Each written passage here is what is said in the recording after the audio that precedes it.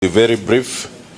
I am invited in my capacity as one of the members of the Justice and Legal Affairs Committee of the National Assembly, which sits as a joint committee with the Senate Justice and Legal Affairs Committee. And I think Honorable Senator Catherine Muma is with us there, and I think a few other members.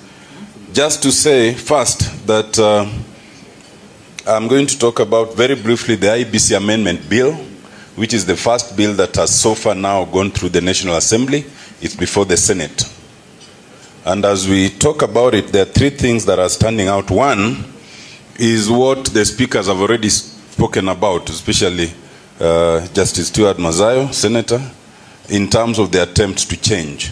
One of the things that is consequential on the process in which we are, and Senator Wambua knows, and Senator Edwin Sifuna, is one of the reasons the first talks collapsed, was the path to take.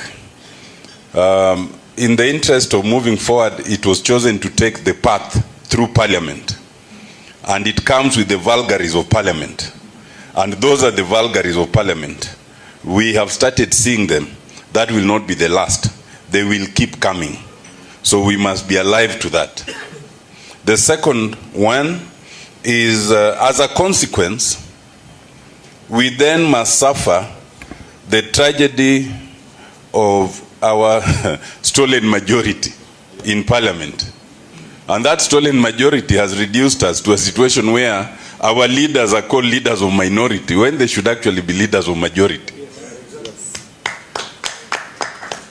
And with that, it then subjects us, even in the joint committee in which we are, to the leadership of Kenya Kwanza, both in chairing and the deputy chairs, unlike in the NADCO talks, where there was what we'd call equality of arms. And the third result of that is that therefore we are outgunned and outnumbered in that committee. We have to keep fighting for everything, including retention of a comma, including making sure that everything that came from the NADCO team is reflected in what we are discussing, instead of focusing on how to pass it. We are reduced, thirdly, to a situation where we are subjected to very interesting interpretations. Right now, I think in the National Assembly and even in the Senate, we were given 45 days. The first tragedy is the leadership then interprets those 45 days as 45 parliamentary days. The consequence is immense. Because in a week, Parliament sits on 3 days. If you interpret as 3 days instead of 7, in a month you only have 12 days. And if you exclude recess, you move basically from 45 days to almost 5 months. And that's where we are headed.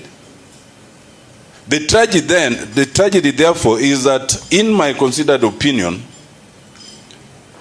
there is liturgy from our counterparts on the other side.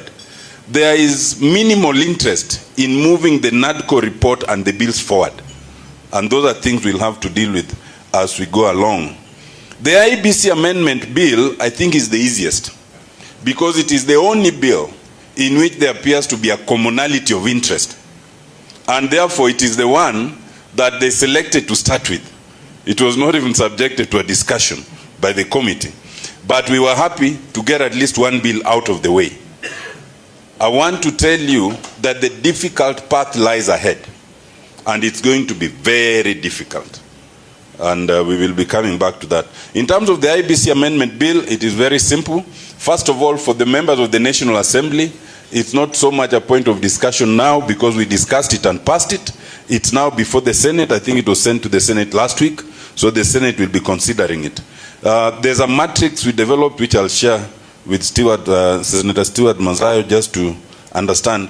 There's not much that was changed. We confirmed, and having gotten the draft bills from the technical committee, we went paragraph by paragraph, and we were happy to confirm that, at least insofar as the IEBC Amendment Bill is concerned, there was no amendment. It came as it came from the NADCO team.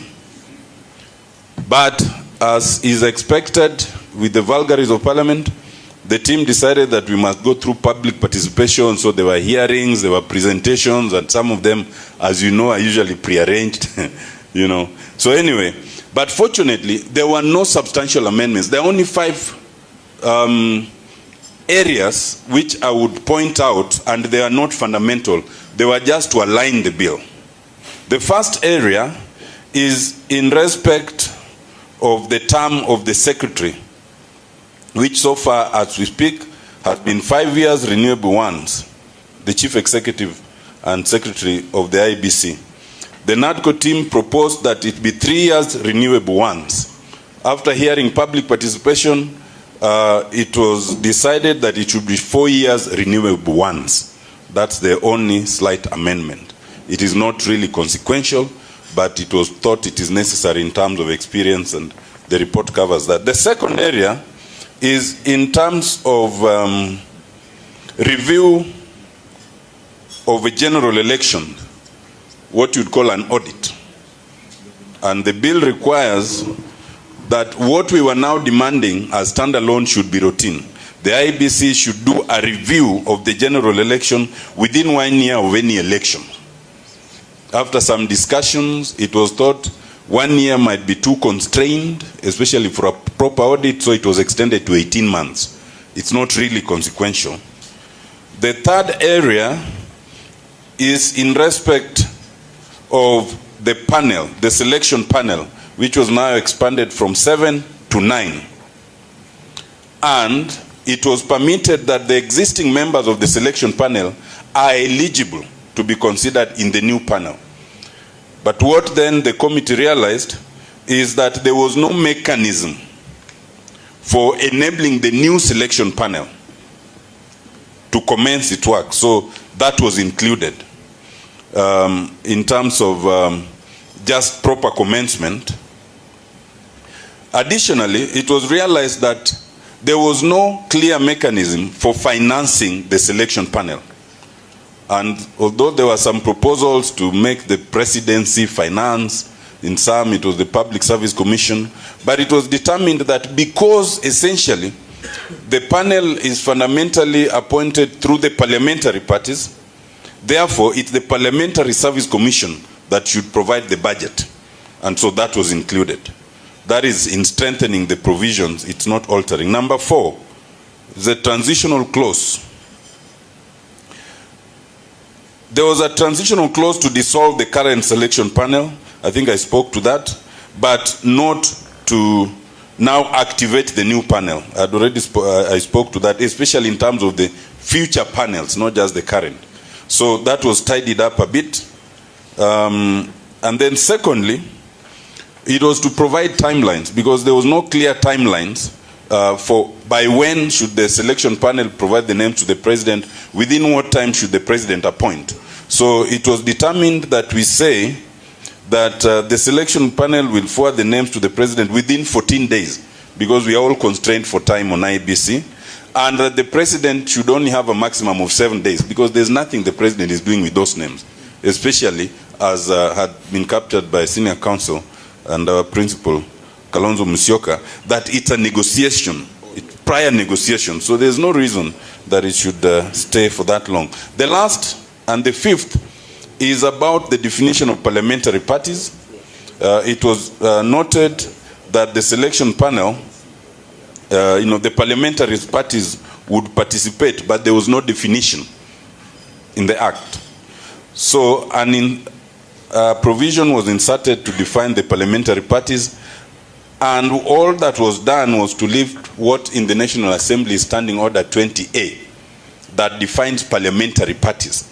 In the National Assembly, it's defined as a minimum of 5 members. Yeah, 5%, yes, not 5 members, 5%. And that's what was lifted. Now, in the Senate, it is different.